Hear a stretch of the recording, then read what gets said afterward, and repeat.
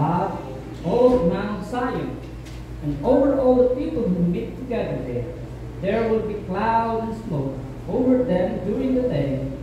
There will be bright flames of fire at night. The Lord's glory will cover over them all. 6. The day it will give people shade from the sun's heat. It will also keep them safe from storms and heavy rain. Dalangin po tayo. Napakabuti mo, Panginoon Diyos. Kami patuloy na nagpupuri, nagpapasalamat sa iyong mga salita. Naway ang mga salita mo ito, Panginoon, ay patuloy namin maging sandigan at kalakasan sa mga marami pang panahon na aming lalakarin sa mundo ito, Panginoon. Lord, ikaw nawa ang siyang patuloy na sumama sa amin sa mga araw pang nalalagay para sa amin, Panginoon. Samahan mo po kami, Panginoon Diyos, sa lahat ng aming mga lakad at sa katapatan mo kami patuloy na aasa at pananalig, Panginoon. Sa pangalan mo, Panginoon Jesus, kung aming dalangin. Amen.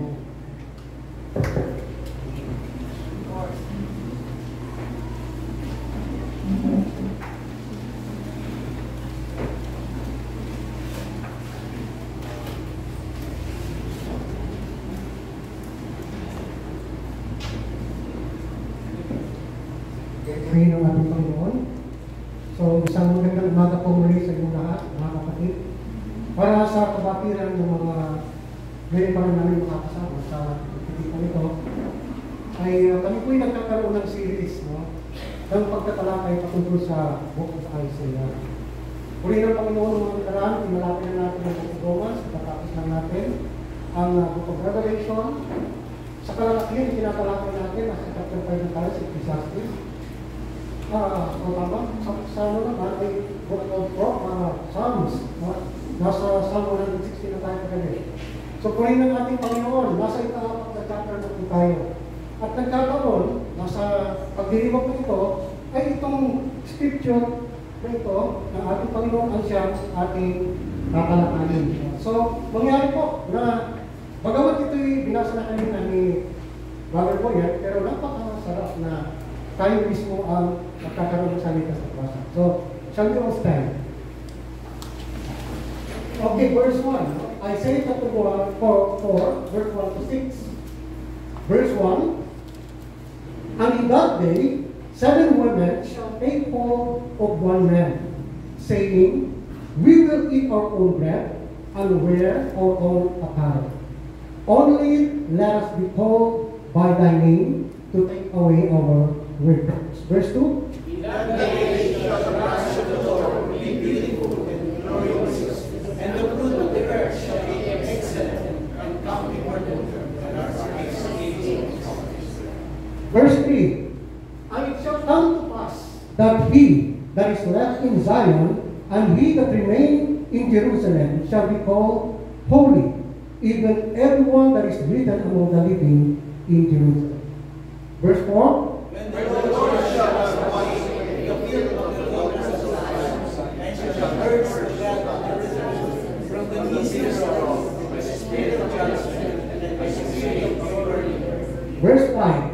And the Lord will create upon every dwelling place of Mount Zion, and upon her assemblies, a cloud and smoke by day, and the shining of a flaming fire by night.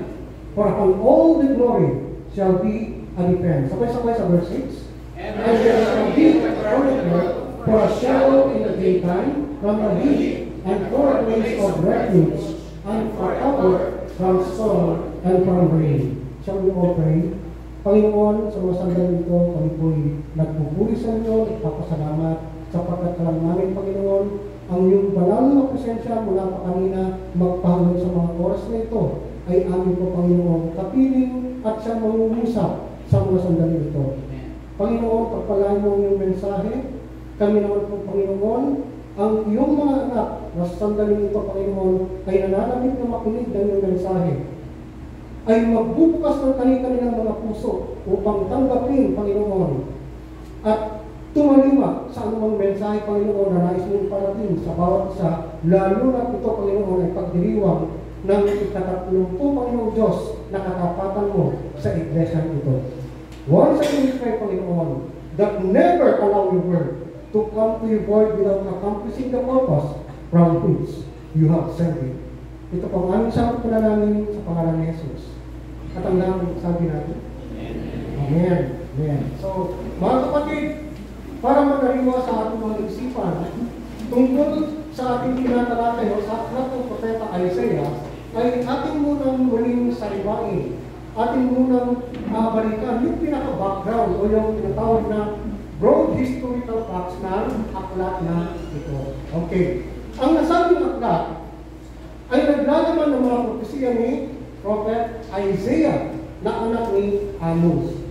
Siya po ay nag-record bilang propeta ng ating Panginoong Diyos mula 740 to 680 BC. At sa loob ng 20 taon, siya po ay nagpahayag ng mensahe ng ating Panginoong Diyos sa Northern Kingdom of Israel at sa Southern Kingdom of Judah. Binibitin ko ng konti para alam nyo dahil ito pinag-aralan natin. Ang kasaysayan nito ng Israel ay naganap sa panahon ng 2 Kings chapters 15 to 21 at 2 Chronicles chapter 26 to 33. Pwede yung balikan yung mga reference na yan para sa ganun ay dapat para tayo makarinig. No? Sa panahon ito mga kapatid, halos 700 taon na ang nakaraan mula nang makapasok ang bayang Israel sa Kanaan o sa tinatawag na Promised Land. Dapat natin malaman na bagong henerasyon na po ito, no?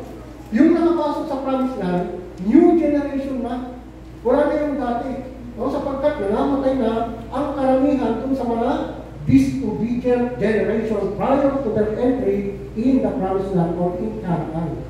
At bago pa makapasok ang nasabi ng makabagong henerasyon, no? Sa Israel, sa Promised Land, nakituro pa mga kapatid ni Moses ang kautusan ni Yahweh bilang kanyang farewell address. Alam mo naman natin, isa na kasama sa Promised Land. Di po ba? Bilang kanyang farewell address. Kaya nga tinawag ang nasabi sa aklat na Deuteronomy. Sapagkat ang Greek word na Deuteronomy ay hango sa tambalang salitang Deutero means second and Logos means law or second giving of the law. Okay. Upang magsilbing kabayan nila, bilang utusan ng ating Panginoong Diyos, sasandalin sila yung makapasok doon sa Promised Land o sa Kanaan. Sa unang 400 years sa Kanaan, ay pinabunuan muna ito mga kapatid ng 6 major judges. At ang pamilya sa atin, malamang alam natin ito, sina Samson at sina Gideon at sinundan pa ng 6 na mga minor judges. Pagkatapos, sa loob naman ng 120 taon, ay meron naman 3 hari na namuno sa buong Israel. O ito, alam na natin, sino yun? Sina Saul, sina David, at si Solomon. So bakit, pagsapit ng 917 BC, matapos ang paghahari ni Solomon, ay nagkaroon po ng civil war. O, nagkaroon ng civil war sa Israel. Kaya ito, nahatid sa 2 bansa. No? Israel sa north at Judah naman sa south. Hanggang sa panahon na dumating itong si Prophet Isaiah. At sa panahon ng ministry ni Prophet Isaiah, ang Israel ay isang maliit na bansang lagi kong nasusuong sa o nagdadamay sa gitna ng mga digmaan ng 3 superpowers during that time. Ano are those superpowers? Ang Egypt, sino pa? Ang Assyria at ang Babylon. At ang pinakamagandang paksa na nahayag sa Book of Isaiah, mga kapatid, ay yung mga kamanghamanghang propesiya tungkol sa Mesiyas na tumutukoy sa pagkatao at kamanghamanghang mga gawa ng ating Panginoong Jesucristo na naisulat humigit kumulang sa 700 taon bago pa siya tuluyang isilang doon sa Bethlehem.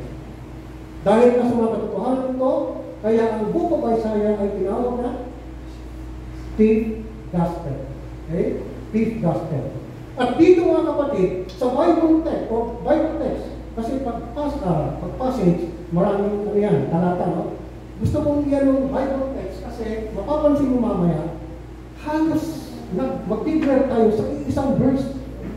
Sa verse 1 lang, napakalaman na ng yan. Kaya nais kong sabihin na dito sa Bible text na atong tatalakayin, bilang mensahe ng ating Panginoong Diyos, nandungapat sa mismong pagdiriwang natin ng ating 30th year anniversary ng Joy in Christ Church, pagbubulayan natin kung paano ang bahagi ito ng kasaysayan ng Israel, mga kapatid, ay sadyang tumutukoy sa Ebanghelyo ng ating Panginoong Kristo. No? Specifically sa mga pangyayaring magaganap sa mga huling araw prior to the second coming of the Lord Jesus Christ. At ito'y pinapagatan natin, balik po na ating slide doon sa verse 1. Pakibalik po. Kasi halos hindi tayo mag-verse ko na yun. Ayan. Pero walang pamagat. Nais kong pamagatan ito na the branch of the Lord. No? The branch of the Lord. Ayun. Yung English. Yan. Okay. Pansinin po ninyo, no? Again, uulitin ko. Ito yung unang talata na magiging central theme ng ating pagkatalakay. Okay. And in that day, 7 women shall take hold of one man, saying, we will eat our own bread and wear our own apparel, and let us be called by thy name to take away our reproach. Now, here is the literal interpretation of this Bible text na pinalakay last time ni Pastor Joey sa Sunday. Ang tinutukoy sa pangyayari nito, mga kapatid, ay naganap sa Isaiah chapter 3, verse 16 to 26, tungkol sa mga palalong kababaihan ng Zion o ng Jerusalem. Napawag ang ginawa nila, puro pang-aakit sa mga kalalakihan ng kanilang pinatupag sa buhay, sa pamamagitan ng kanilang mga pahiyas. No? Pagsuot ng mga alas sa iba't ibang bahagi ng katawan at kanilang mga malaswang kasuotan. Di ba ganyan yung diniscuss natin last Sunday? Bagay na kinamumuhian ni Yahweh. Ang tanong, bakit nga ba kinamumuhian ni Yahweh? Ano nga ba dapat ang inaasahan ni Yahweh sa mga kababaihan ng Zion? So yun ang malaking tanong. Ito yung mga kapatid. Yamang sila ay kabilang sa bayan ng Diyos na naninirahan sa Jerusalem na tinagulian the city of God, na kung saan naroon parang mismo sa kanilang lugar, itinindig o itinayo ang templo ng Diyos na dating itinayo noon ni Haring Solomon. Kaya ang inaasahan sa kanila ng ating Panginoong Diyos na si Yahweh, na silang magsilbi dapat maging mabuting halimbawa, dapat maging mabuting ehemplo, na dapat kakitaan sila ng kababaang loob at kabanalan. Yun ang dapat makikita sa kanila. That these daughters of Zion should wear modest adornment, and their true beauty should be a reflection of the glory of God. Subalit hindi nga ganito ang naganap. Sa halip ay pawang kalaswaan at hilig ng naman ng mga kababaihang ito ang siyang namayagpag. Kaya nga bilang parusa sa kanila, sa verse 25 yun wala dito, pero ito yung nangyari. Pinahintulutan ni Yahweh na maraming mga kalalakihan ang masawi sa digmaan. So anong nangyari? Dahil sa pangyayari ito, tumunti na tuloy ang bilang ng mga kalalakihang pagmumulan ng mapapangasawa ng mga kababaihan sa Jerusalem. Katunayan, ang ratio sa pag-asawa sa panahon ng mga kapatid ay 7 babae para sa isang lalaki. So ganun po yun. Kaya mismo lang pinag-aakawan ng mga kababaihan ang mga natirang kalalakihan. Desperado ang mga kababaihan magkaasawa kahit pa umabot sa punto na hindi na sila humihingi ng sustento. Lalo pa sila. Wala ng sustento So, mula sa kanilang mapapangasawa ang lalaki dahil ayon sa verse 1, saan ba yun? We will eat our own bread and wear our own apparel. Yun ang saan sinabi ng mga daughters of Zion. Ibig sabihin, ay hindi na necessity para sa kanila ang sustento mula sa lalaking mapapangasawa nila basta ang mahalaga lang para sa kanila ay mako sa kanila ang pangalan o apelyido ng lalaki para sa kanilang magiging mga anak. Isa pa, batid ng mga daughters of Zion o kababaihan ng Jerusalem na hindi talaga kakayanin buhayin o sustentuhan ng lalaki ang pitong pamilya. Pitong pamilya. Kaya sapat na yung karapatang ibigay ng lalaki ang kanyang apelyido para sa asawa, mga anak. Kaya nga tanging kondisyong hiningi ng mga daughters of Zion. Ayun o, ano sabi niyan? Only let us be called by thy name. Ayun. Sapat na may bagay sa kanila ang pangalan ng lalaki para sa kanilang magiging mga anak sa layunin makaiwas sa mga pang-insulto ng mga manlilipat kaysa manatiling walang asawa at walang anak sapagkat tungkol sa panahon nila ay itinuturing na isinumpa ang sinumang baog. Yan ang literal meaning ng tekstong ito na ating tinatalakay. Subalit, dapat natin malaman na ang aklat ng Isaiah ay isa ring talinhaga o parable na sadyang tumutukoy sa isa pang mas malalim na kahulugan ito. At yan ang Ebanghelyo tungkol sa Panginoong Hesukristo. Kaya nga ito tinaguri ang the fifth gospel. So ano nga kaya pinalaman ng bahagi ito ng kasaysayan, mga kapatid, ng Israel na tumutukoy sa Ebanghelyo? Yan ang bagay natin susuriin at tututukan. Kaya walang tutulog-tulog. Napakahalaga nito, napaka-importante. Ang Panginoon mangungusap ngayon. Amen po ba? Amen. Praise God. Lagi natin tatandaan na ang Bible ay espiritual na aklat, na ang banal na espiritu mismo ang siyang may aklat. Totoo ba yun? Amen. Ito ay salita ng Diyos na sa puntong ito ay tuwirang pinahayag ito sa atin ang bahagi ng kasaysayan ng New Testament Church. That the book of Isaiah, chapter 4, verse 1, talks about the parable of the defiant external church. Ano yung pasal? Ito'y tumutukoy sa talinhaga tungkol sa mapanlaban o rebellious church. Batid natin na sa ating mga nakaraang pagtatalakay, mga kapatid, from Isaiah chapter 1, chapter 2, chapter 3, ngayon chapter 4 na tayo, no? Ay sadyang mahirap talaga intindihin o nawain. Sapagkat ang mga nasabi ko sa Isaiah ay inihayag sa patalinhagang pamamaraan o parabolic form of language. Okay? At dito sa chapter 4, sa pangunahing talata pa lang, ay binigyan muli tayo ng ating Panginoon Diyos ng panibago at kumpletong talinhaga na akala natin ay patungkol lang ito sa parusa ng Diyos sa mga daughters of Zion na pagkaitan sila ng mga pagkasawa. Ay hindi pala. Hindi pala. No? That God gave us a complete parable that describes the spiritual condition of the church as we approach the last days prior to the second coming of Jesus Christ. Yun po ang tinutumbok nito. Ulitin ko.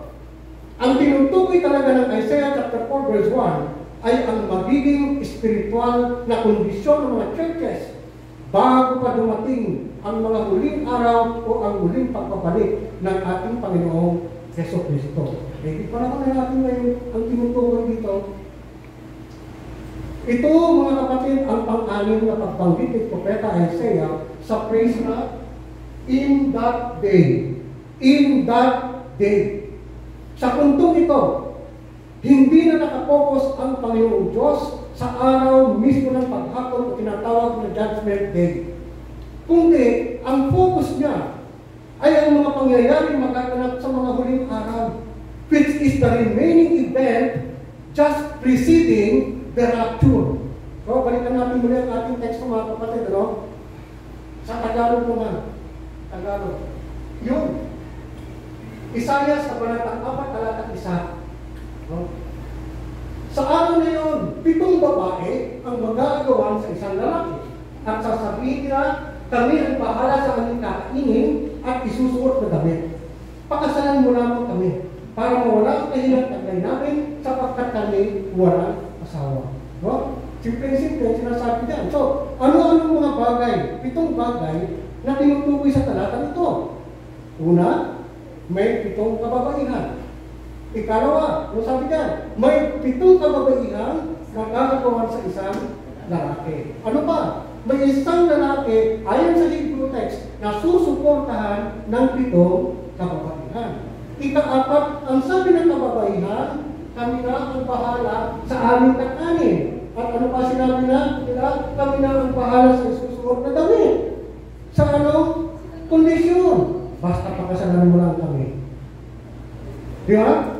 At ang dahilan ng 7 babae, bakit sila kailangan pakasalan? Para mawala ang kami, ang kahiyang taglay namin sapagkat kami walang mga asawa. Okay. Ito yung 7 bagay na nakapagod sa ating passage. Sabi sa inyo, may ipon sabihin niya. Ikalawa, tandaan po natin na binanggit ang nasabi mga pangusap na ito bilang utos. No? It is a command from the daughters of Zion. Mula natin alalahanin, mga kapatid, na ito ay isang parable. Ito ay isang talinhaga. Dahil dito, alamin muna natin ang spiritual na kahulugan ng 7 kababaihan o 7 women. Okay? Sino nga ba ang nire-represent ng 7 women? Ayon sa Revelation chapter 1, verse 4 and 11, these are the 7 churches in Asia, churches in Ephesus, Smyrna, diba? Pergamum, Thyatira, Sardis, Philadelphia, and Laodicea. Dapat nating tandaan na sa tuwing sasaliksikin natin ng spiritual na kahulugan ng babae sa Biblia, ito ay laging tumutukoy sa isang religious organization tulad ng New Testament Church or the Old Testament Congregation or even a false church. Yun po ang tinutukoy dito. Halimbawa, at huwag naman sanang ikasasama ng loob ng mga kababaihan na narito sa pagkakataon ito. Kapag nabasa nyo ang tungkol sa perfect woman na tinutukoy sa Proverbs 31. Basa nyo ba yun? Hindi po tinutukoy dito ang perfect Christian woman. Alam nyo ba kung sino talaga ang tinutukoy dito? Ito ay walang iba kundi ang church mismo. Kaya nga ang tawag, halimbawa, sa maubang daughter church ng JCC. Daughters, di ba? So kababaihan. Ang kababaihan, ang church mismo ang tinutukoy dito. At ang church bilang bride of Christ at si Kristo ay bilang bridegroom. Isa pang halimbawa ay ang eternal church na binubuo ng mga Old Testament and New Testament saints. O mas kilala sa tawag na, anong tawag sa atin? Sa kabuuan. We are bride of Christ. This is the bride of the Lamb that is described in Revelation chapter 21. Ngayon, balikan natin ang pinakakonteksto na tinatala kay sa Isaiah chapter 4 verse 1. Ayon kasi sa Isaiah 3:16, kung babalikan natin mga kapatid, no? Nagsimulang mangusap ang Panginoong Diyos sa mga daughters of Zion na tumutukoy sa church at patuloy pa rin nangungusap ang Diyos sa kanila hanggang sa huling kabanata ng Isaiah chapter 3:26 na ang tawag sa kanila ay daughters of Zion. So balik, pagdating na dito sa chapter 4 verse 1, dahil nga sa pagbagsak o pag-deteriorate ng kanilang spiritual condition ng mga kababaihan ng Zion, okay? Kaya umabot na sa punto na hindi na ginamit ng Panginoong Diyos ang bansag sa kanila na daughters of Zion, kundi ano na? 7 women na. 7 women na. 7 women na. Yun ang tawag na sa kanila. Gayun pa man, sila pa rin ang tinutukoy o pinatutukulan ng ating Panginoong Jesus, Panginoong Diyos ito. At ang nasabing 7 women represent the New Testament churches prior to the appearance of the rapture or prior to the start of the 7-year tribulation period. Ito ngayon mga kapatid, ang panahon natin. Yun ang tinutukoy na dito. Kapag 7-year tribulation period ang pinag-uusapan, alin ang aklat ang agad sumasabi sa ating isip? The book of Revelation. Yes, the book of Revelation. Siyempre, yan ang aklat ng pahayag o revelation of the Lord Jesus Christ. Okay. Revelation chapter 1 verse 4, ano sabi dyan? John to the seven churches which are in Asia, grace be unto you, and peace from him which is, and which was, and which is to come, and from the seven spirits which are before his throne. Nakita pa natin ang koleksyon. Seven women is the seven churches. Okay. The Lord Jesus Christ appeared to Apostle John and commanded him in verse 11, ano sabi ng Panginoong Jesus? Saying, I am Alpha and Omega, the first and the last. And what God sees, write in a book and send it unto the seven churches which are in Asia, unto Ephesus, and unto Smyrna, and unto Pergamos, unto Thyatira, and unto Sardis, and unto Philadelphia, and unto Laodicea. Gayunpaman, ang liham na ito ay hindi lamang nakatuon exclusively para sa seven churches ng Asia Minor. Hindi lang sa kanila, kundi ito ay para sa lahat ng mga New Testament churches. Kasama na tayo dito. Kabilang na po tayo dito sa mga Christian churches sa kasampunan.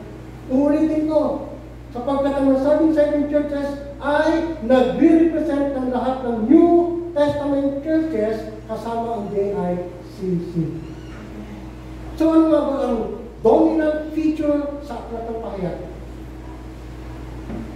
May 8 kabanata mga kapatid sa aklat ng pahayag na tumatalakay sa ilang aspeto tungkol sa 7-year tribulation period. Pero listen carefully. Sa sandaling mabasa natin ang Book of Revelation, chapter 2 at 3, hindi ba nakamamangkang malaman na meron nang naganap na pagtalikod sa pananampalataya ng mga Christian churches sa 1st century AD pa lang? Meron ng pagtalikod mga kapatid, katunayan, 5 out of 7 churches sa Asia Minor ang hinatulan na ng ating Panginoon. E sino lang yung exempted, sino lang yung nakapasa at tumawag ng pagpuli sa Kanya? Ang Church of Philadelphia at Smyrna. Hindi ko ba? That only the churches of Philadelphia and Smyrna have both received commendation from the Lord Jesus Christ.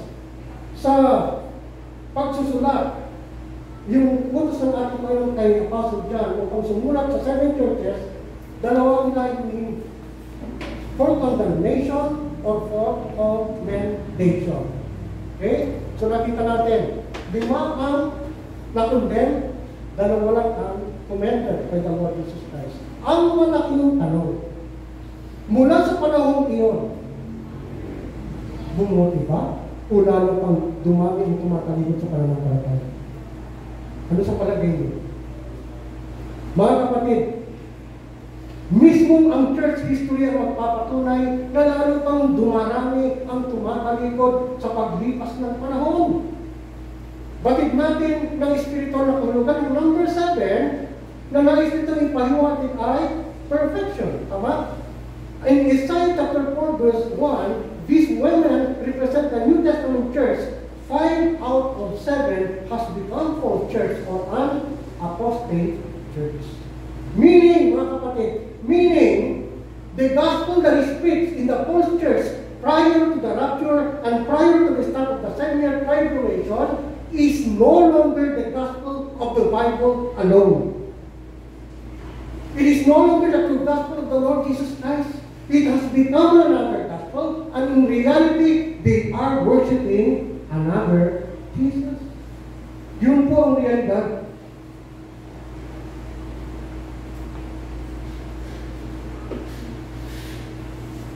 And the condition of the church in that day was accurately described by God through the prophet Amos.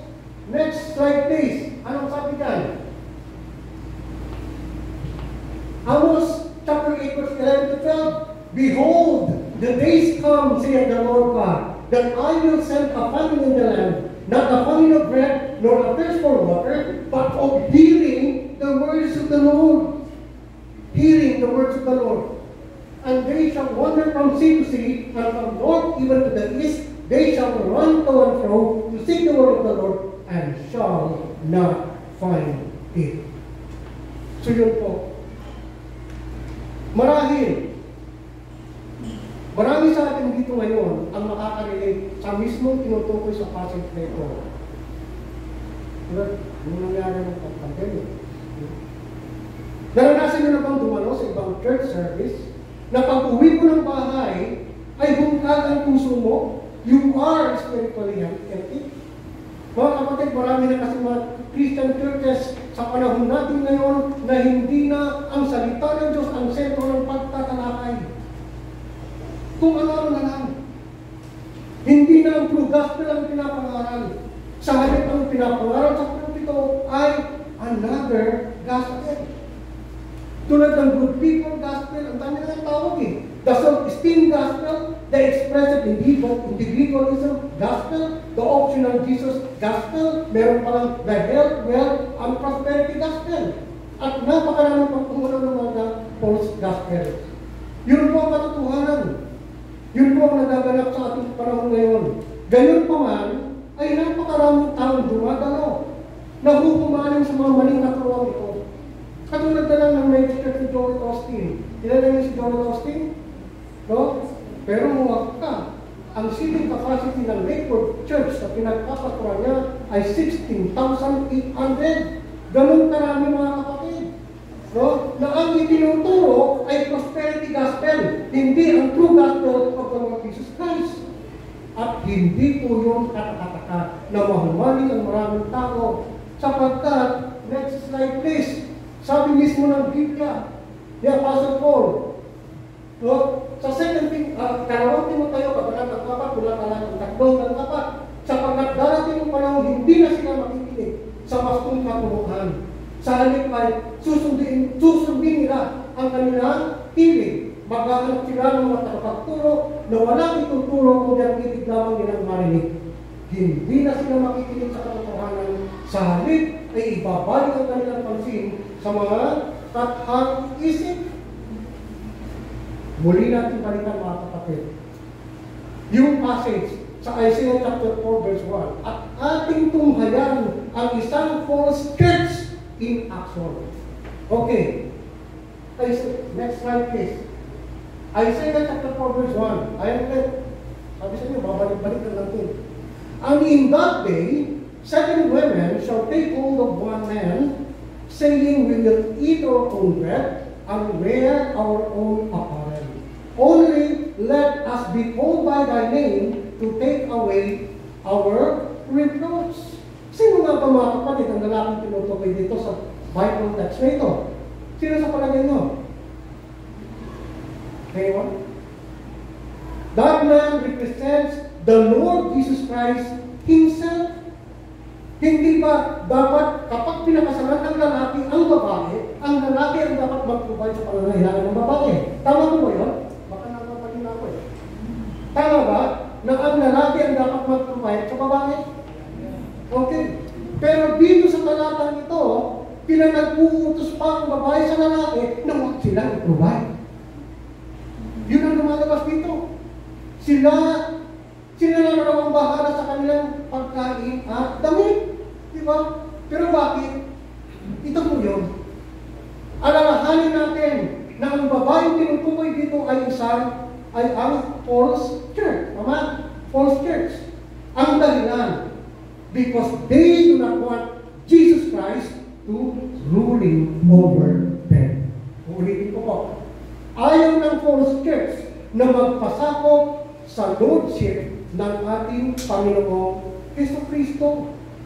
Instead of being subject to the gospel of the Bible alone and being subject to Christ, who is the bread of life, they want to eat their own bread. They want their own gospel. They want their own plan of salvation. Yun ang nangyayari kaya ngayon. Yun ang nagaganap. Instead of receiving freely the imputed righteousness of the Lord Jesus Christ without any work on their part, they want a righteousness of their own. They want a security which is not only based on Christ's work, but also on something that they can feel. something that they can do. They do not trust Jesus Christ, but they trust in something that they have done. Doon sila nagtitiwala doon sa kanilang ginawa. Saan sila nagtitiwala? Manginig na ang manginginig ngayon. No? Saan nagtitiwala ang false church o mga false Christians? Sa mga bagay na alam nilang kanilang ginawa tulad ng mga sumusunod. Number 1, nagtitiwala sila sa kanilang ginawa nung mag-altar ko ng pastor at tinanggap nila ang Panginoong Jesucristo sa kanilang puso, sa kanilang huwag mo nang magbiyak. Ikalawa, nagtitiwala sila sa kanilang ginawa nang sumunod sila ng manalangin ng pastor na sinner's prayer. Ikatlo, nagtitiwala sila sa kanilang ginawang pagpapabautismo. Ano pa? Pang-apat, nagtitiwala sila sa kanilang sariling pagsisikap na mamuhay sa kabutihan dahil dito ay umaas silang tatanggap ng gantimpala mula sa ating Panginoong Diyos.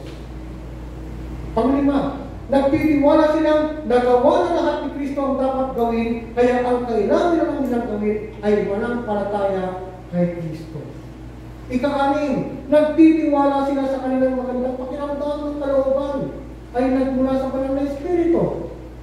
At panghuli, nagtitiwala sila sa kanilang panaginip o vision na kanilang tinanggap, kaya dahil dito nakakapagsalita sila ng iba't ibang wika.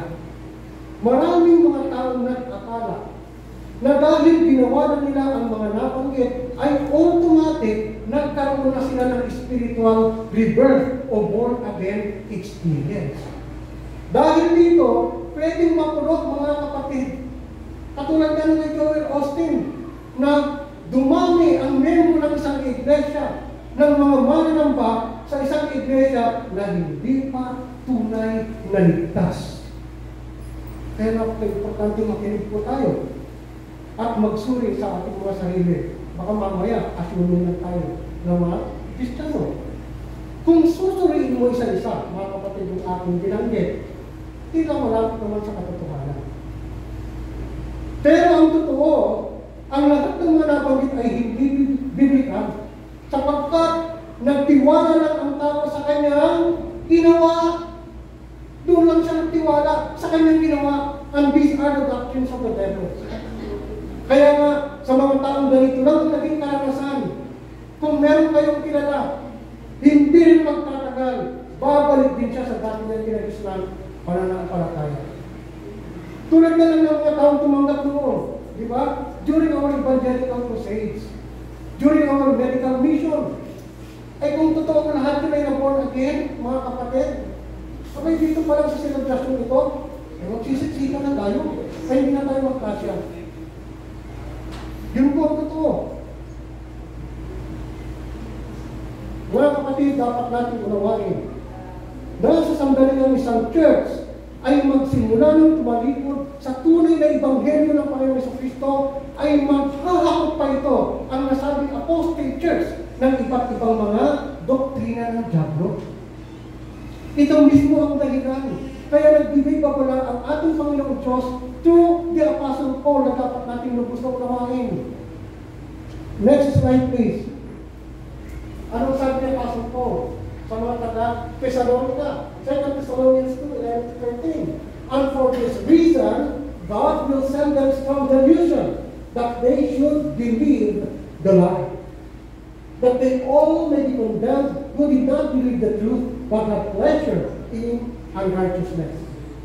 Verse 15, but we are bound to give thanks to God always for you, brethren, beloved by the Lord, because God from the beginning chose you for salvation through sanctification by the Spirit and belief in the truth. Continue, beginning, from the beginning, chose you from salvation, for salvation.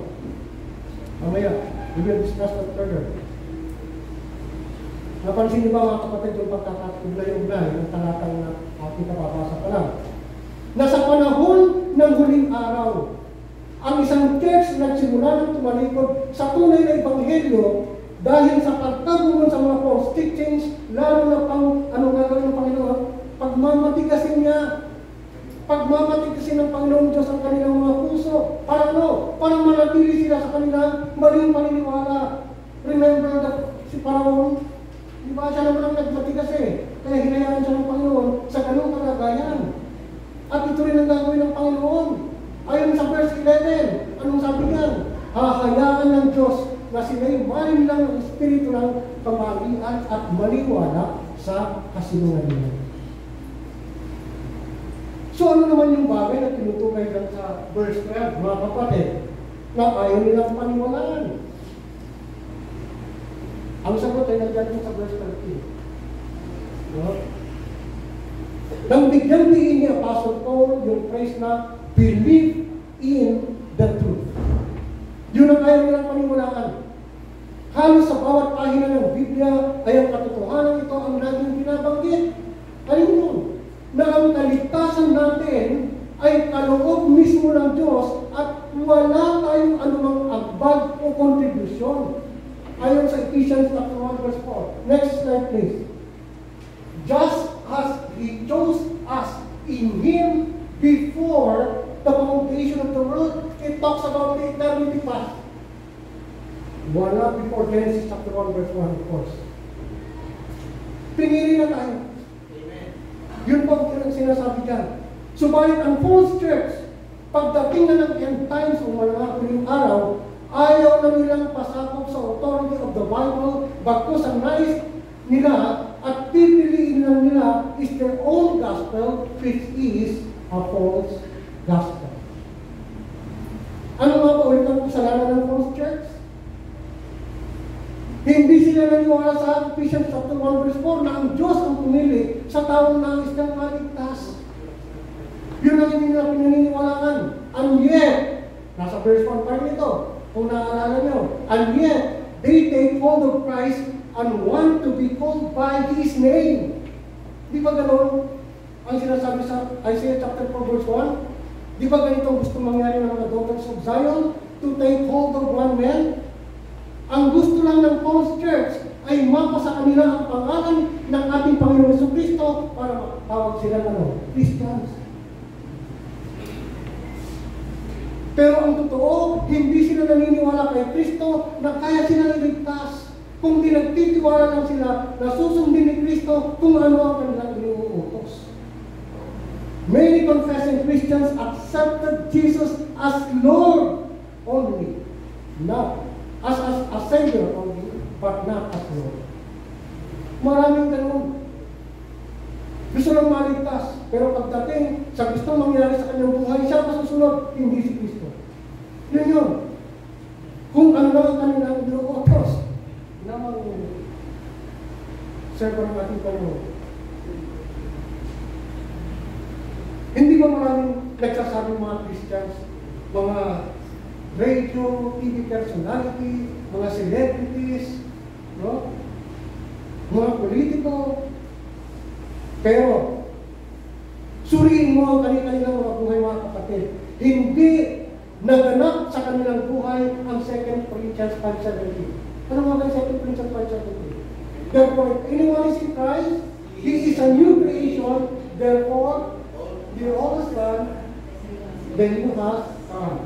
Meaning, dapat makita mo ang total life transformation sa kanilang mga buhay. Pero hindi nga nakikita eh. So muli natin tunghayan mga kapatid. Palitan natin. Sabi sa inyo, malaman itong Isaiah chapter 4 verse 1. Okay, yan na. And in that day, 7 women shall take hold of one man, saying, we will eat our own bread and wear our own apparel. Only let us be called by thy name to take away our reproach. And what is the reproach that these women have? Ano ba yung reproach? Muna akong ibig sabihin ng reproach. Ang reproach ay ayun. It is a discredit or a disgrace because of sin. Sa wika natin, para madalit intindihin, ang reproach ay paninisi o dahilan kung bakit dapat silang sisihin. Aminado naman ang church na sila ay makasalanan, na nangangailangan ng kaligtasan. Ayon sa Biblia, tungkol sa kasaysayan ng daigdig, na ang lahat, mga kapatid, ng kasalanan ay tinubos na at pinawin lahat. Yan ay noong ang Panginoong Jesucristo ay hinandog niya ang kanyang sarili at pumatay sa krus. Halos 2,000 taon na ang nakakaraan. Subalit ginawa niya ang gawaing pagtubos sa ating mga kasalanan na wala tayong approval o pagsang-ayon. Diba? Wala tayong pagsang-ayon. Paano nga naman tayo hingi ng approval o ng pagsang-ayon? Wala pa nga tayo sa panahon yun. Noong nagpasya ang Diyos Ama, ang Diyos Anak, at ang Diyos Espiritu Santo, at ang pagkasundaan nila na sa katawan ng Panginoong Jesucristo, siya ang tutubos sa kasalanan ng sanlibutan. Ibig sabihin, hindi talaga ginawa nila yun nang wala tayong approval o pagsang-ayon. Mga kapatid, meaning the grand plan of salvation was preconceived in the mind of God from eternity past, from the foundation of the world. Kaya wala pa tayo. Wala pa sinaganap kayo. Pero nagpasya ang ating Panginoon. Revelation 13 verse 8, ayun. The Lamb is slain from the foundation of the world or from eternity past before Genesis chapter 1 verse 1. Pansinin nyo, is slain. Eternity past ang pinag-uusapan. Noon pa man, wala pang isinisilang na mga nilalang. Nagpasya ng Diyos na si Kristo, ang Kordero ng Diyos, ang mamamatay sa kasalanan ng mga taong lilikhayin pala.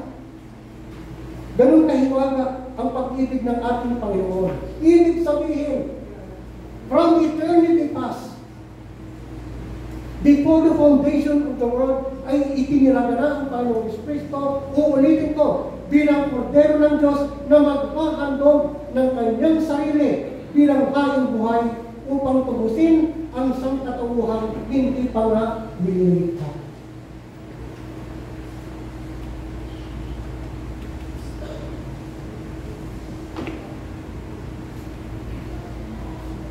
Subalit, ang mga churches sa mga huling araw ay hindi nga naniniwala sa Diyos na namimili lang ng nais ng iligtas ayon sa doctrine of predestination o doctrine of election. Kundi, ang pinaniniwala lang nila na dapat may gagawin sila upang mapa sa kanila ang dugo ni Kristo upang sila'y maligtas. That is why they say to Christ in the imperative mode, mga kapatid, again, sa chapter 4 verse 1, gather and take away our reproach. This is almost sounds like, yes Lord, I want to be saved and I want it right now. Sige Lord, ligtas mo ko at gusto ko, ligtas mo ko ngayon din. Yun ang gusto nilang ipahiwatig dito. Mga kapatid, tandaan natin ito tungkol sa kaligtasan. Next slide please. Ito po yung tinatawag na order of salvation. No? The true conversion is God's initiative. It is God's initiative.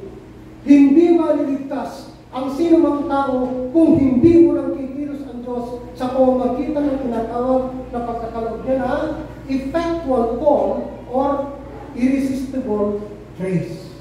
Yan po ang pinagkakaloob ng ating Panginoon. Sapagkat ang tao, ano ba kalagayan natin? We are totally depraved. We are all spiritually dead. Ayon sa 1 Corinthians 2:14. A man without the Spirit does not accept the things that come from the Spirit of God, for they are foolishness to him, and he cannot understand them. Why? Because he is spiritually discerned. Yun po ang kalagayan natin. Kaya kung hindi mo nang kikilos ang Diyos, walang magagawa tayo. Kahit pa tayo may free will, wala. Spiritually dead eh. Paano ka magkakaroon ng interest na makinig sa mga bagay na spiritual? Wala kang interest. Yun po ang kalagayan natin. Remember that regeneration or born-again experience precedes faith. Na unang muna tayo mag-born again bago tayo tayo manampalataya. Kasi patay nga yung espiritu natin eh. So we need, our spirit needs to be, magkaroon ng spiritual rebirth. Nakukuha. Not the other way around. Wherein faith precedes regeneration. Hindi yun.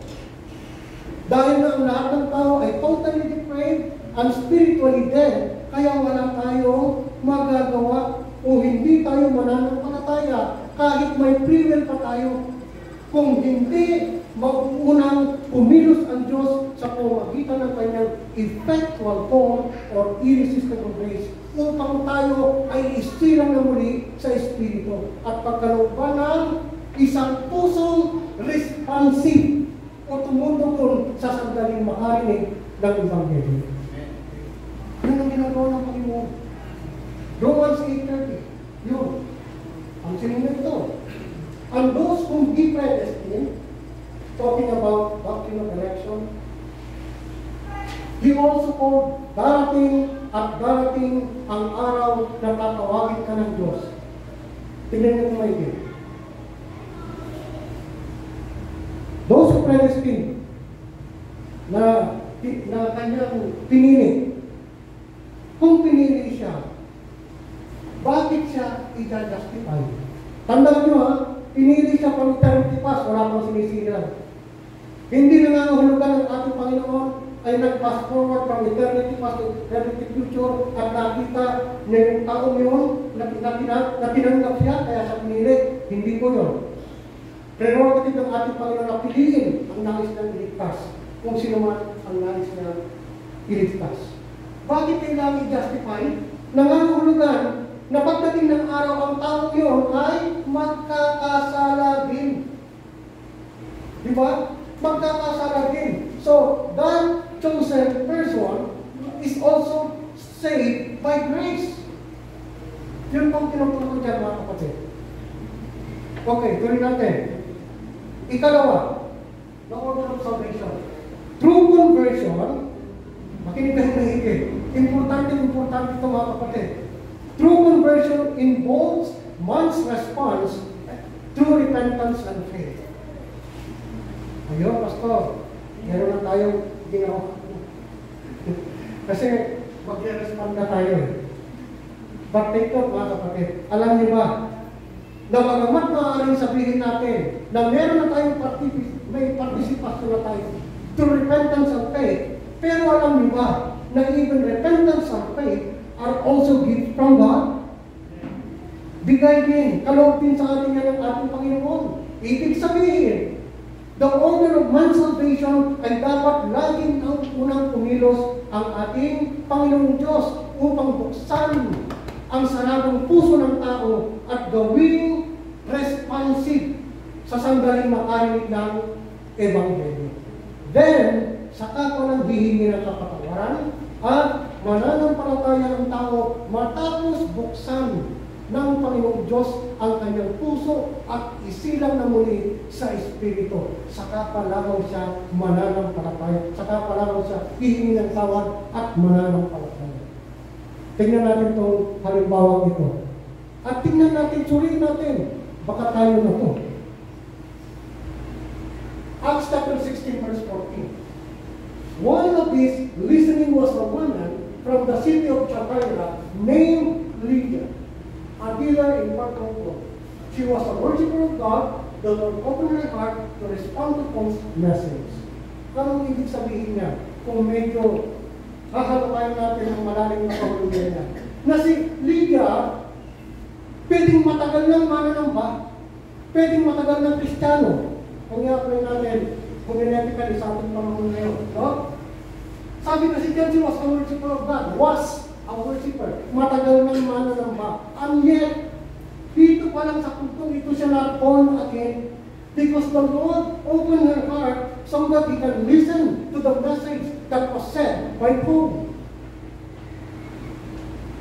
Ibig sabihin, sa panahon natin ngayon, maraming mga mananamba o sinasabing Kristiyano sila na nasa loob ng Christian churches pero hindi pa born again.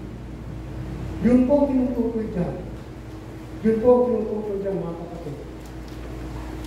Pansinin po natin, ayon sa passage, nag-respond lang sa Ebanghelyo na ipinapangaral ni Paul si Lydia nang buksan ng Panginoon Diyos ang kanyang puso. And that is what we call the effectual call or irresistible grace of the Holy Spirit in action.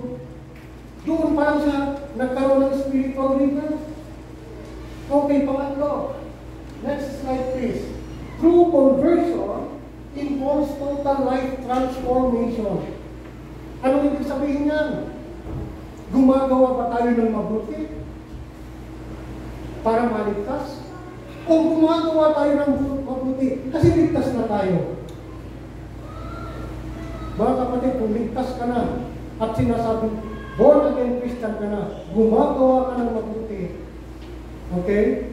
Dahil alam mo, ligtas ka na at ginagawa mo yun para sa kapurihan ng ating Panginoon.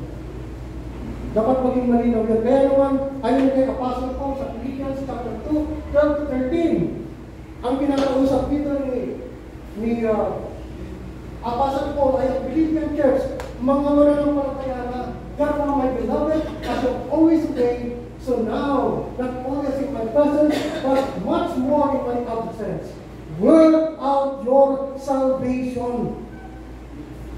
Mananampalataya ka na dapat makita ang ebidensya, makita yung katibayan na tayo ay ligtas na. Di ba? We need to work out our salvation with fear and trembling, for it is God who works in you. Pansinin nyo, nakakagawa tayo ng mabuti dahil may gumagawa in our behalf, may tumutulong in our behalf, dahil nakaka tayo. We are the temple of God. That is why God is in us, working in us. Amen. Amen. Yun po ang nagaganap. Both to will and to work for His good pleasure. Dapat kung ginagawa mo yun, hindi para sumigap ka, kundi para mapapurihan ang ating Panginoon. Amen. Amen. Kaya na kung susuriin mabuti, no? Our salvation is 100% work of God, and we as sinners who willfully offended God have zero participation, mga kapatid. Pagdating sa regeneration, pagdating sa born again experience, Diyos lang ang gumagawa nun. Tayo, zero. Mga kapatid, walang sino ang tao nang siya ay isilang physically ay may participation. Nung umiri pa si nanay mo, pati ikaw umiri mo, baby ka? Wala po. Yan din ang nagaganap kapag tayo ay isinisilang lumuri o nagkakaroon ng spiritual rebirth the moment that our Lord opens our heart and give His irresistible grace, His effectual call upon anyone who have chosen from the eternity past. Yun po yun. Diyan mga kapatid ang katotohanan. That we are all saved by grace, through faith alone, in Christ alone. To God alone be the glory. Pwede ba natin papurihan natin sa mga? Ngayon, kasi nakapag-alala din. Paano kung hindi ako napili? Di ba? Bakit naman tayo mag-aalala? At guguluhin pa ang ating mga isipan kung tayo nga po ay kabilang sa mga pinili ng Diyos from eternity past to hindi. At sino namang tao? Sino namang tao narito ngayon? Na nakasisiguro na pinili sa from eternity past? Di ba? Maging sino man ang napiling yun from eternity past, mga kapatid, nakatakda pa rin magkasala. Bakit? Romans 3:10. Di ba? Walang matuwid, wala kayo. Sa Romans 23, sapagkat ang lahat ay nagkasala, walang karapat-dapat sa paningin ng Diyos. Lumalabas, again, na silang pinili from eternity past are also saved by God's grace pa rin. Dahil sila man ay makasalanan tulad natin, na kailangan pa rin silang kasamang tubusin ni Kristo sa pamamagitan ng kanyang sariling dugo. Tandaan natin, na hindi kayo naman pahihimplutan ng ating Panginoong Diyos na may maipagmalaki tayo the moment we stand in His very throne. Hindi niya alam. It is only the imputed righteousness of Christ that made us worthy to God the Father's righteous standard. Walang papasa. Kung hindi nakikita ng Diyos Ama sa taong yun ang imputed righteousness ni Kristo. Yun po ang katotohanan. Not our good deeds, no. That's why a redeemed man is more blessed than an innocent man. Sabi yan ni David Gossi. Mga kapatid, ang magandang balita ay ito. Makinig tayo. Hindi nagtatapos ang kaligtasan sa doctrine of election. Ayon pa nga kay Apostle Paul, ay napakasagana ng kapag ng ating Panginoong Diyos. Hindi ba? Sa Ephesians 2:8-9. Ano sabi doon? Dahil sa kagandahan loob ng Diyos, ay naligtas kayo sa pamamagitan ng inyong pananalig kay Kristo. At ang kaligtasan ito ay kaloob ng Diyos, hindi mula sa inyo, hindi sa pamamagitan ng inyong mga gawa. Kaya walang dapat ipagmalaki ang sinuman. It is all God's grace. Dahil sa kanyang masaganang kapal.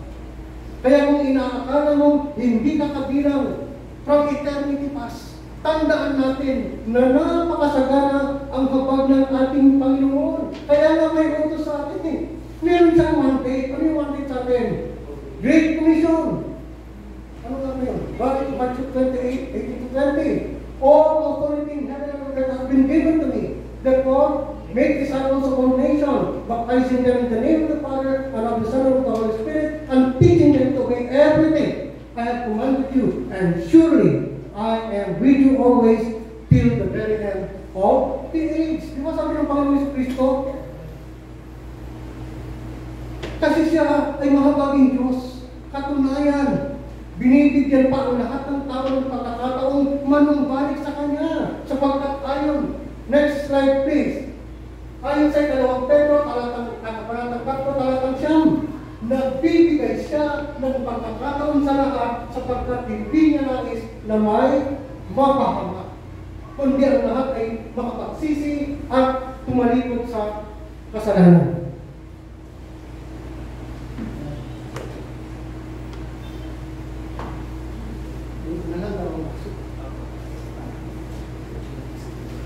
Hindi ba mga kapatid, ang Panginoong Kristo mismo ay nagpamalas ng kasaganaan ng kanyang habag habang siya nakabayubay sa krus.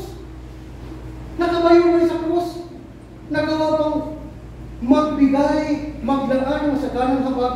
Kanino? Sa mga taong nagpaparusa sa kanya during that moment na kung saan he was inflicted physically ng napakadaming sugat, pasakit sa kanyang physical na katawan. And yet, in behalf of these people na nagpaparusa sa kanya, ano ang pagsamang sinabi sa Ama? Ama, patawarin mo sila sapagkat hindi nila nalalaman ang kanilang ginagawa. At ang katotohanan, mga kapatid, ang panalangin iyon ay hindi lang para sa mga sundalong Romano, hindi lang para sa mga Saduceo at mga Pariseo, kundi para sa ating din lahat ng makasalanan.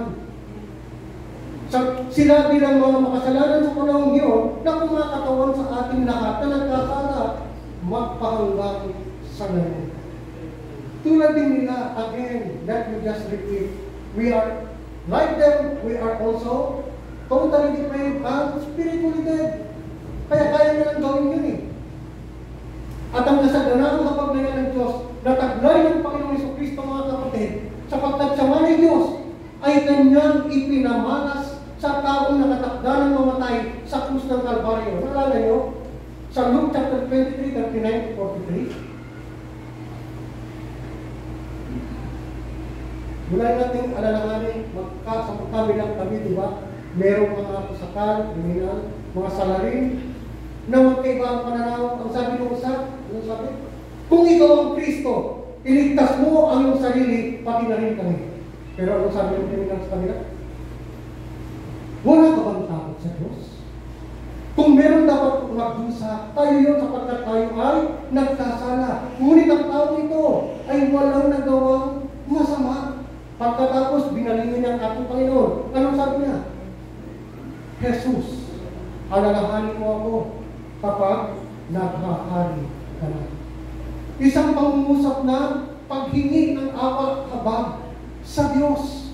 Ang nakakatuwa nun, paano niyang na-discern na si Kristo ay isang hari na kaya siyang iligtas kung siya may kaharian.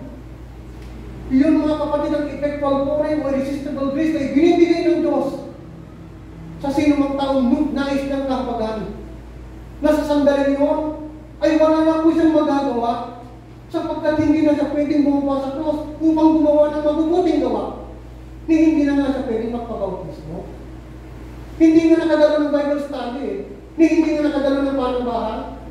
At lalong walang alam sa doctrine of justification by faith. Malay na doon. Pero mga kapatid, ano nangyari? Awa at habag ng Diyos na lang. Ang natitira sa taong yun na lang ang inaasahan niya.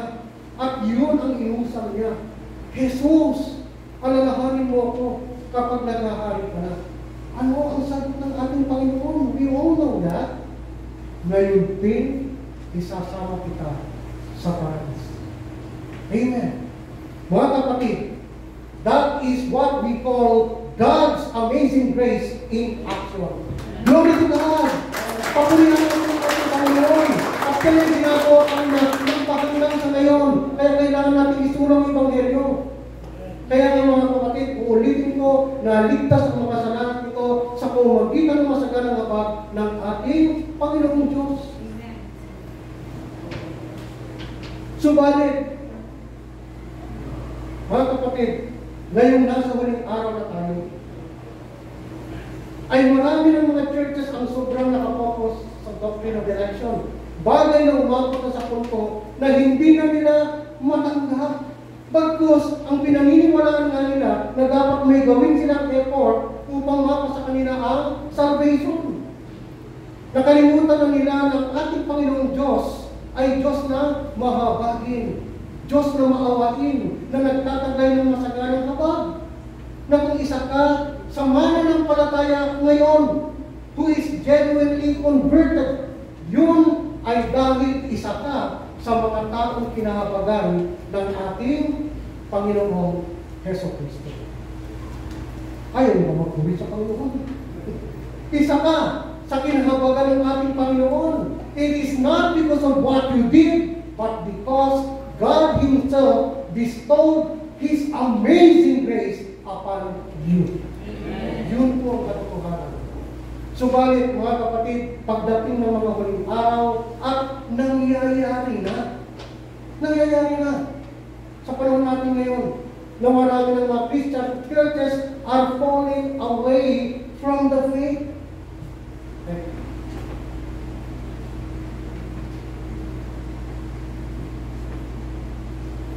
Many Christian churches have departed from the true gospel of the Lord Jesus Christ. Yun po ang nagaganap na ngayon. Ang tanong, prior to the day of the rapture. Kayo ba nag-iintay sa rapture? Amen! Baka ko lang.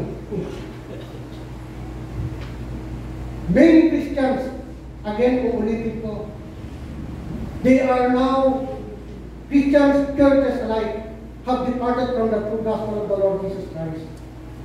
At ang tanong ko, ulitin ko, prior to the day of the rapture, meron pa kayang matitirang mga true believers o true church na masusumpungan ng ating Panginoong Jesucristo kapag marami ng mga Christian churches worldwide ang nagsitalikod na sa true gospel of our Lord Jesus Christ? Meron pa kaya sa palagay niyo? Dapat na kahit nyo isali ang doon Christ? No? Yes! Meron pa. Meron pa rin mga true believers alive at the end times because the eternal and true church will never die. Because the Lord Jesus Christ Himself said, next slide. Sabay-sabay na natin basahin ito.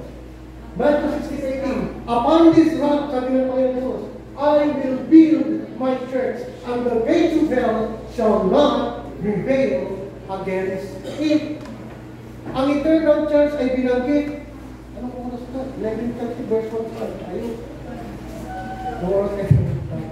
Ang eternal church ay binanggit sa Isaiah chapter 4 verse 2 at Jeremiah 23 verse 5. So binigyan kaaliwan ng Panginoong Diyos ang mga taong na natiling tapat sa Kanya hanggang sa huli.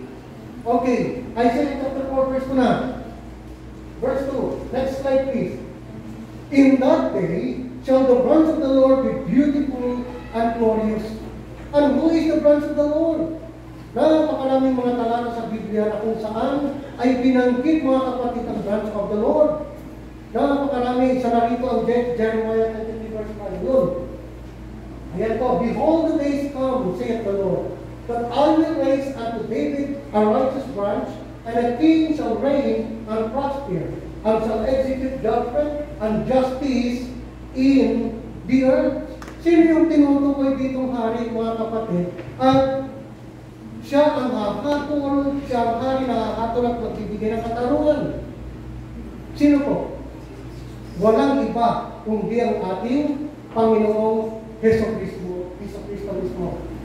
Isaiah chapter 4 verse 2. Next slide please. In that day shall the branch of the Lord be beautiful and glorious, and the fruit of the earth shall be excellent and comely for them that are escaped of Israel. So in the last day, the Lord Jesus Christ will appear. He will appear, and every eye will see Him.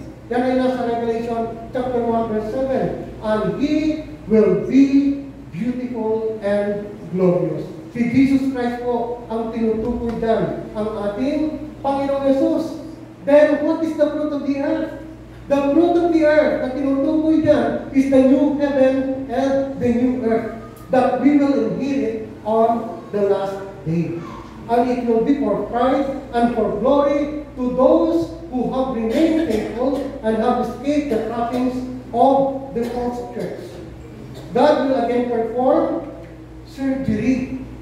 Yan ang gagawin ng Panginoon. He will remove and throw away the false church into hell. Yun ang mga susunod na pangyayari. And the eternal church, mga kapatid, will be called the New Jerusalem. Okay, Isaiah 40 na. Mabilis na, no? And it shall come to pass that he that is left in Zion and he that remain in Jerusalem shall be called holy, everyone that is written among the living in Jerusalem. So in verse 3, God speaks about everyone that is written among the living in Jerusalem. Sila na nananatiling buhay at naligtas dahil sa kanilang, hindi sa kanilang sariling pagpupunyagi, kundi dahil ang kanilang mga pangalan, sabi diyan, ay nakatalaran na o nakasulat na sa aklat ng buhay o tinatawag na Lamb's Book of Life. At kailan daw naisulat ang kanilang mga pangalan? When was their names written again? Mga kapatid, their names were written before the foundation of the world or from eternity past in the Lamb's Book of Life. Those who have been chosen for salvation from eternity past. Okay, Isaiah chapter 4 verse 4. When the Lord shall have washed away the filth of the daughters of Zion, and shall have purged the wall of Jerusalem from the midst thereof by the spirit of judgment and by the spirit of burning. Sa puntuang ito, mga kapatid, ang mga daughters of Zion na ba ay karapat-dapat bang maligtas dahil sa kanilang sariling pagsisikap? Hindi. Talagang hindi, mga kapatid. Subalit meron na talagang mga taong sadyang pinili ang Panginoong Diyos noon pa man na nais niya rin iligtas na kasama sa kapulungan nitong daughters of Zion. Sila na ang kanilang mga pangalan ay nakasulat na o nakatala na sa aklat ng buhay ng ating Panginoong Diyos na tinatawag din aklat ng buhay. Ang kanilang mga pangalan ay tinubos din ng ating Panginoong Diyos, Panginoong Yesus sa krus, sapagkat kahit pinili sila, uulitin ko ito, ay makasalanan pa rin tulad natin na kinahabagan ng ating Panginoong Diyos. Gayunpaman, hindi lahat ng kasalanan ng buong sangkatauhan ang tinubos sa krus, kundi yun lamang mga taong kinahabagan ng ating Panginoon Diyos. Ibig sabihin, napakarami pang tao, napakarami talagang tao na mapupunta sa apoy ng impyerno. And the sins of Jerusalem, which is the church, were rent from their midst by the spirit of judgment, and yan sa Bible text na yan, and by the spirit of burning on the last day. Meaning, when the branch of the Lord reigns, okay, there will be cleansing within the church. There will be cleansing within Jesus Christ Church. At ang paglilinis na gagawin ng Panginoon Yesus sa kanyang iglesia ay hindi po ganoon talaga. Sapagkat ito ay gagawin niya, sabi niya, by the spirit of judgment and by the spirit of burning. That the Lord Jesus Christ will wash and cleanse the sins of His church with His own blood. That He may make them worthy to be kings and priests to stand before God the Father. Para isang larawan natin, o isang larawan ay ni Propeta Isaiah, kung paano tayo iingatan at aalagaan ng ating Panginoon Diyos, ay binanggit niya kung paano iningatan ni Yahweh ang bansang Israel noong sila pa ay nasa ilang. Ganito rin yun. Next slide please. Tapos na po tayo dito. No? Isaiah 4:5-6. And the Lord will create upon every dwelling place of Mount Zion and upon her assemblies a cloud of smoke by day and a shining of flaming fire by night. For upon all the glory shall be a defense. Verse 6. And there shall be a tabernacle for a shadow in the daytime from the heat, and for a place of refuge, and for a comfort from storm and from rain.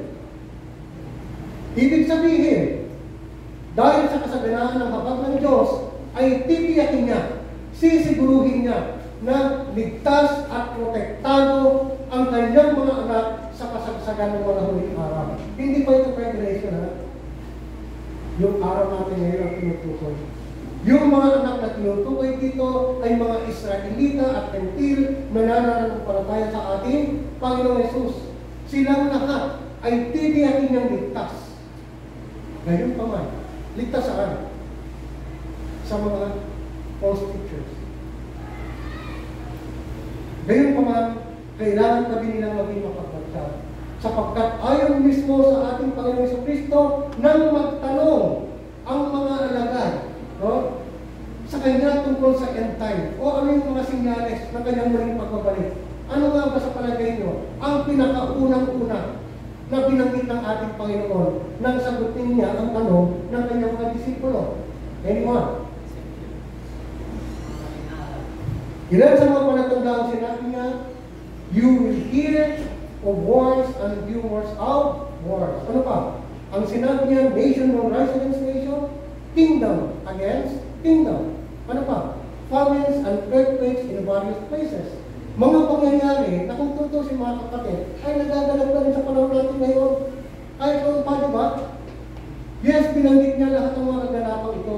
Subalit, ang pinakaunang-una niyang sinabi, bago pa ang mga nasabing kalamidad, mga kapatid, ang sinabi niya, see that no one leads you astray.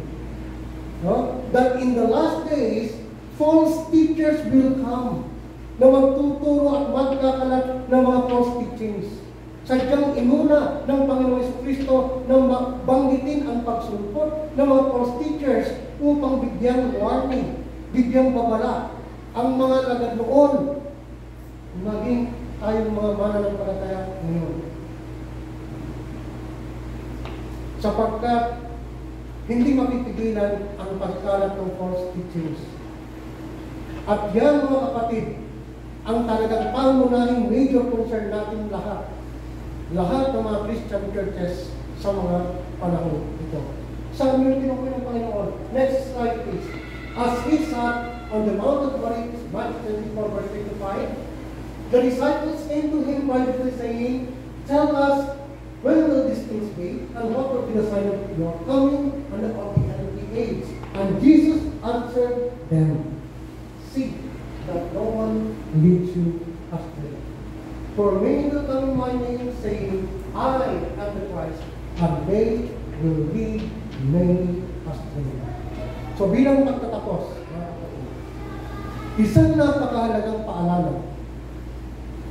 Sa ating lahat, ang mensahe ito na dapat natin sundin at isa katuparan. As we celebrate JACC's 30th year church anniversary, nangusap at nagbigay babala, nagbigay warning ang ating Panginoong Jesucristo bilang may-ari ng Joy in Christ Church as the branch of the Lord na dapat natin sundin at isa katuparan. Una, nayamang tayo ay nasa uling mga araw na, kaya marapat lang tayo ay maging mapagmatya, maging vigilant. We cannot just sit back, relax, and assume that JACC will not be attacked or led astray by apostasy. Hindi pwede, mga kapatid. God says in Hosea, chapter 4, verse 6, next slide, "My people perish for lack of knowledge," which means apostasy comes into a church when the people do not know the Bible. Yun po ang maliwanag na tinutukoy dito. Kaya dapat mas lalo po natin isa puso ang palagiang pagbabasa ng Bible, basahin, pagbulayan, isabuhay natin ang salita ng Diyos. At tulad ng ating napag-aralan, kung nakakala niyo pa, bago pa mag-pandemic, kaya karalan sa ito eh. For us to become a healthy church member, ano yung challenge sa atin? We need to become a biblical theologian. Ang bigat kasi, no? Pero yung hinihingi dito, mga kapatid, for us to become a biblical, a healthy church member. Kung hindi tayo madadaya, mga kapatid, ng sino mga false teachers. We need to search the scriptures like the Bereans did in Acts 17. Kahit pasipo lang nagtuturo sa kanila, binodouble check nila sa Bible kung tama itinuturo ni Paul. So ganun sila ka-sincere.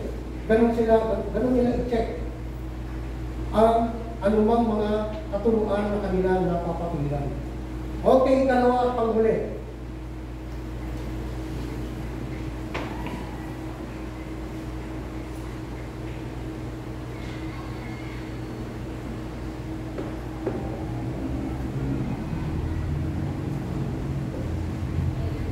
Suriin natin mabuti ang ating mga sarili, mga kapatid. Nagsulit tayo.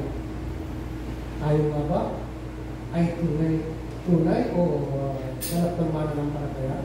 Yun kasi ang pinaka-ano rin dito eh. O tulad din tayo ng mga daughters of Zion na ang gusto lang ay mapasa kanila ang pangalan ni Jesus Christ upang matawag sila Christians. Subalit sila pa rin ang nasusunod sa kanilang mga buhay. Ganun din kaya tayo. So tingnan natin maigi. Tulad din kaya tayo ng mga daughters of Zion na bagamat itinuring silang bayang pinili ng Diyos na dapat nabubuhay sa kabanalan, subalit mas pinili nilang mabuhay obeying their own earthly and fleshly desires. Ano din kaya tayo? Kahit kabilang pa tayo sa true Church of Christ, pero kung false Christians naman tayo, ay mapag-iwanan din tayo sa rapture. Kaya ngayon pa lang, mga kapatid, itama na natin ang ating pananampalataya habang may panahon pa. Amen. Tandaan natin, the true conversion, ulitin ko, involves total life transformation. Bilang palatandaan na tayo ay tunay na mga bagong nilalang na tinutukoy sa 2 Corinthians 5:17. Bagamat hindi pa tayo perfecto, ito, tinuntin natin itong area na ito. No? Bagamat hindi pa tayo perfecto, still being sanctified by the truth of the word. Okay? Ay patuloy pa rin nagkakasala, subalit hindi na dapat lifestyle natin ang paggawa ng kasalanan. Yun yung paalala sa atin dito. At kung sakali mang magkasala tayo, dapat nababagabag tayo. Baka okay na. Delikado yun. No? Dapat may conviction tayo ay agad-agad humihingi ng kapatawaran sa ating Panginoong Diyos upang mapanatili natin ang kabanalan, ang holiness sa ating buhay. Sapagkat the God that we serve is holy. That's why we need to become holy as well. Di po ba? Yun po yun eh. At kung kung meron man tayong pinagkakaabalan sa kasalukuyan, dapat kabahagi na tayo na isinusulong ang Great Commission. Ang pagbabahagi ng Ebanghelyo ng Panginoong Yesu Kristo. Nakikita mo ba ang sarili mo sa ganitong area? Anong ginawa mo na linggo? Anong ginawa natin? Dapat makita natin na tayo kabala dito sapagkat imingan ang pagdating ng ating Panginoon. Sapagkat ang tunay na mananampalataya ay itinuturing o siya ay pinatawag o ambasador ng ating Panginoon Yesu Kristo. Tama po ba yun? Tanungin mo ang katabi mo, are you an ambassador of Christ? Ano sabi? At yaman ang Panginoon Yesu Kristo, mga kapatid, ay ating Diyos at Hari. Jesus Christ as the branch of the Lord, kaya ang nararapat na tanging layunin na natin sa maiksing buhay na ito ay bigyan natin siya ng lubos na kalungkuran sa tulong ng banal na Espiritu hanggang sa siya'y muling magbalik. At ito na dapat ang magiging motto natin, ang ating purpose. Mula nang tanggapin natin si Kristo, dapat lahat ng ating ginagawa, all for His glory alone. Diba? Yan ang sinabi niya Pastor Paul. At natitiyak ko, ito rin ang kanyang pamatayan sa buhay. Sa 1 Corinthians 10:31. So, basahin natin ang sabay-sabay. Whether we eat or drink or whatever we do all for the glory of God. Pahitun mo na namin. Panginoon, kami po'y lubos na nagpapasalamat sapagkat Panginoon nag-usap ka sa araw na ito. Sa napakahalagang araw na ito na aming pinagdiriwang. Ito, Panginoon, ay katibayan ng iyong dakilang katapatan sa iglesia ito na ikaw mismo, Panginoon, ang isang nagtatap. Panginoon, matatapos ang mensahe ito sa mga sandali ito, subalit hinihiling ko namin. Naseryuhan mo ang mga katotohanan ito sa aming mga puso. At mga Panginoon, sa pili na sa aming buhay, ay patuloy natin maalala at may sa buhay mo isa katuparan ang hamon na meron sa mensahe nito. Salamat po at minsan pa ibinabalik namin ang kapurihan, ang kaluwalhatian sa pangalan ng aming Panginoon Jesus.